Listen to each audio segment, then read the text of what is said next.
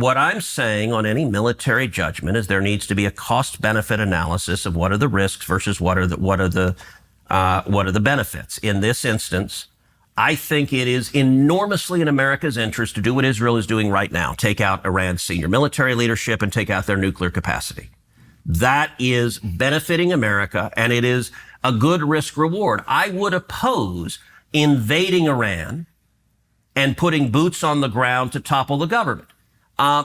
If the risk got severe enough, I would support that, but I think the relative risk is not severe enough to justify that step at this time. What I would absolutely oppose under any circumstances is invading Iran and then staying and trying to turn them into a democracy. And part of where Iraq really went off the rails is not only did we topple someone who was fighting radical Islamic terrorists, who was a bad guy, but then we tried the vision of interventionists.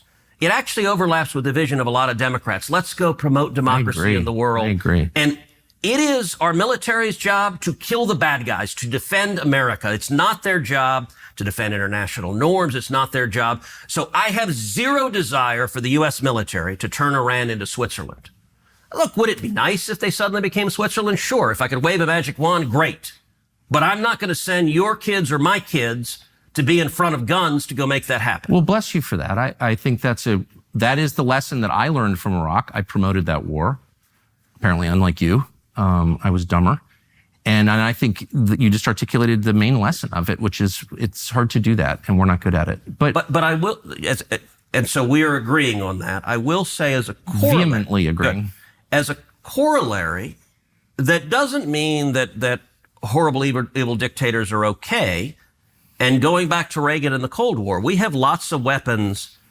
I am happy to highlight the brutality, the oppression, the human rights abuses of regimes, even though I don't want to invade them, because I think the bully pulpit of American leadership is really powerful. And I think dictatorships are terrified. So I've spent 13 years in the Senate. One of the things I do frequently is highlight dissidents in Iran and North Korea and China.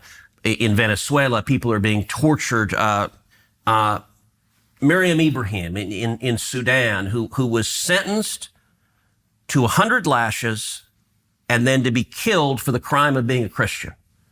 And I repeatedly went to the Senate floor and shined a light on the government of Sudan. It was corrupt. It was evil. I practically begged Barack Obama, say her name. Ultimately, I felt that way with the J6 prisoners. Yeah. Look, there is power to speaking out.